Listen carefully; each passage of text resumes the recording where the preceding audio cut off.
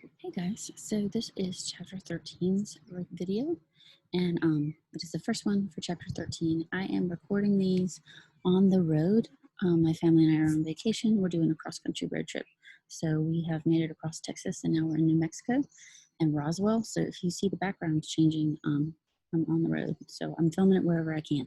So we're going to start with the first section of chapter 13, and that is going to be anatomy of the nervous system.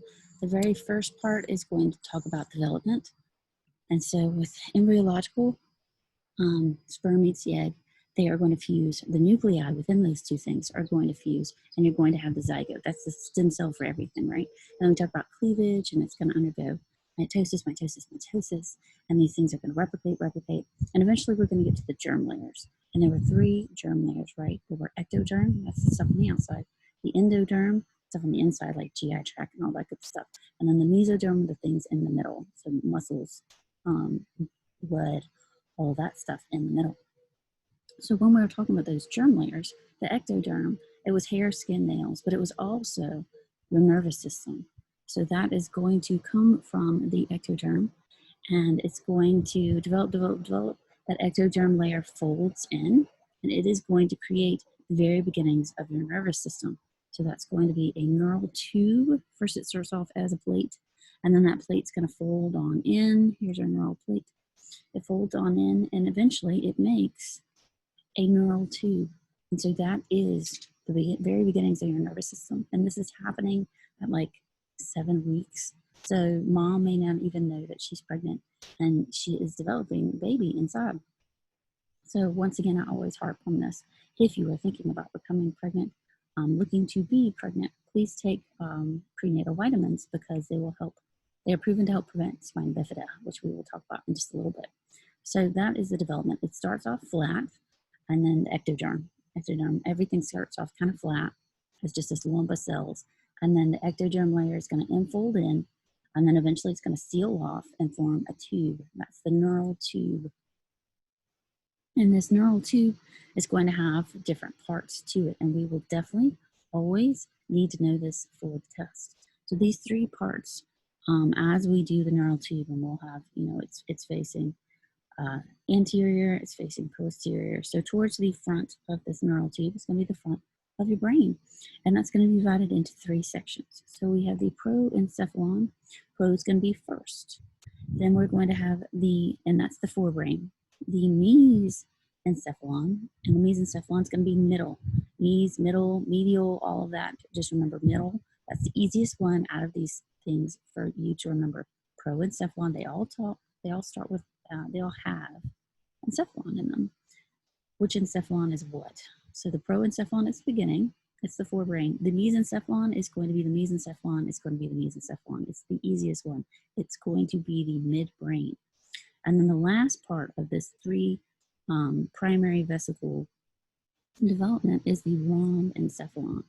The rhombencephalon, and that's the hindbrain. So we will definitely need to know these three primary vesicles. So it starts off as a tube, and then that tube's going to develop into the primary vesicles.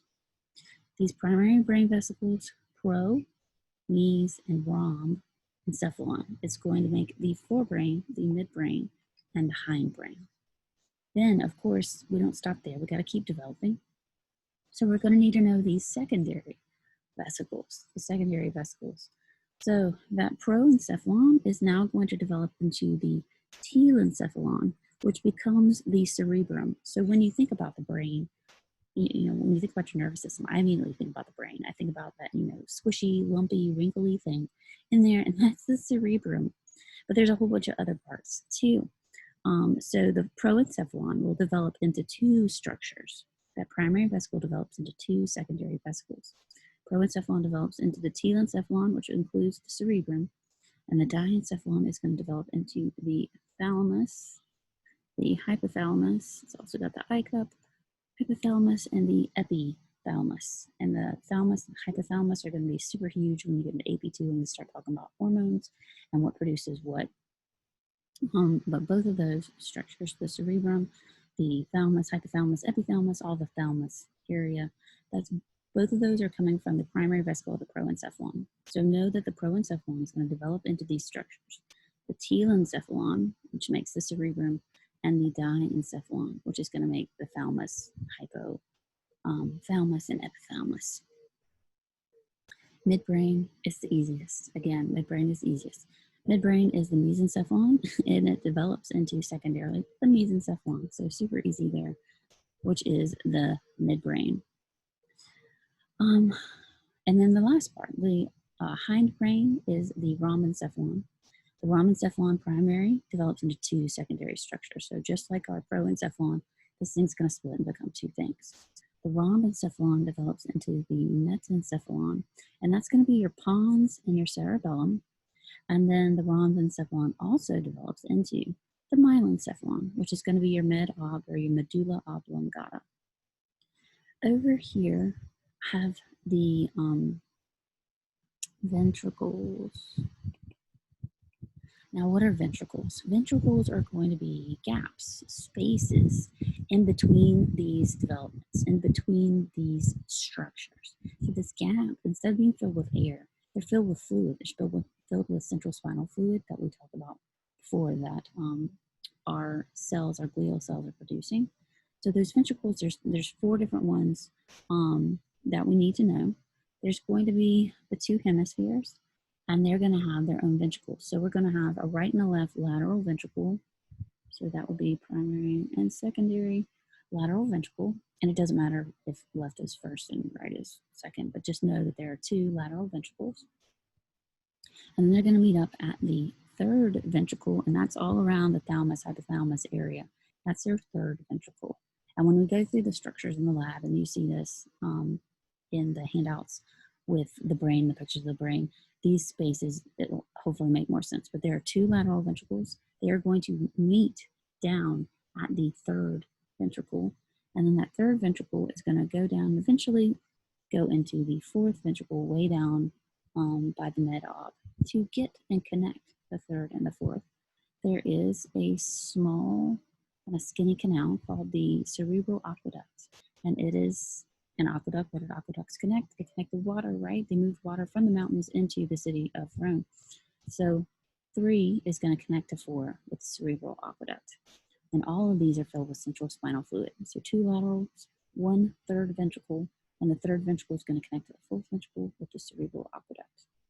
So those are the structures, or the primary vesicles, the secondary vesicles, and the ventricles. You will need to know these on the test. I've got multiple questions about the primary vesicles and their names. Don't give me forebrain. You're going to need to know proencephalon. You're going to need to know rhombencephalon.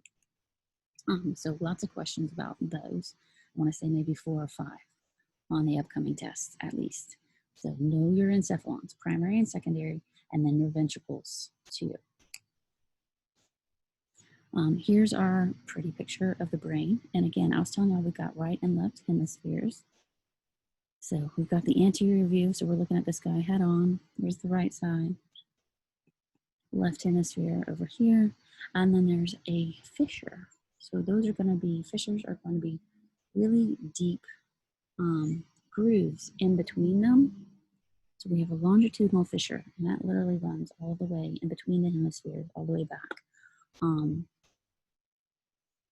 So it's pretty much running the sagittal line. When we talked about mid-sagittal splitting left and right, that's what the longitudinal fissure runs. So it's a really deep one, separating the right and the left hemisphere. If we look at these guys from the side, that right and the left hemisphere is going to be connected by some tissue.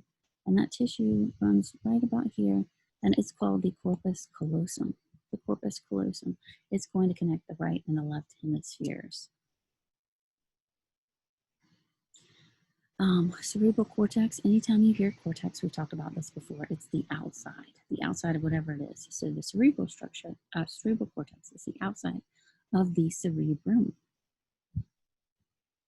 The neuraxis, that is going to be your anterior posterior development. And so we can see ours is one, we are bipedal, our head is on top. So we can see our axis running in this direction. If you're a quadruped on all 4s, it runs parallel to the ground. So that's neuraxis. And then the spina bifida. Remember I was telling y'all about the nervous system, that neural tube, develops really early, sometimes before mom even knows that she's pregnant. So there is a disorder called spina bifida. And what spina bifida does is it's going to affect the area of the spinal development, and there's 3 different ones. Here is what the normal development looks like. You've got your vertebrae, right here, your vertebrae. Here, here.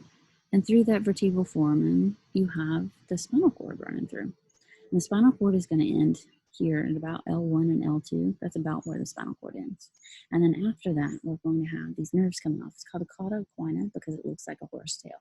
So all of these nerves come down, and these little guys are running to, your lower appendages. And so this is what it looks like. So here's normal, and everything's contained. So the vertebrae go all the way around the spinal column. They seal it in, and everything's fine for normal. On occulta, it is hidden spina bifida, and it's only because the vertebrae didn't develop properly around the spinal column.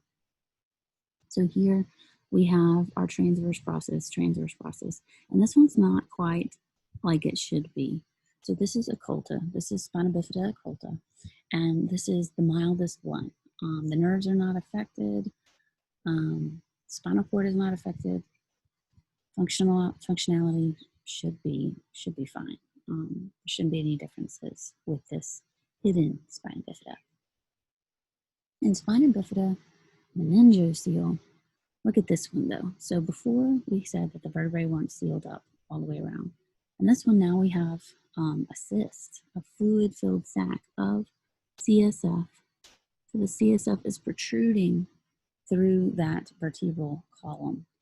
And so those meninges, we're going to talk about the meninges in a little bit, the dura and the pia and all that stuff. Those meninges are protruding through the bone where the bone is, and it's filled with CSF. The only good thing, it looks really scary, this meningocele,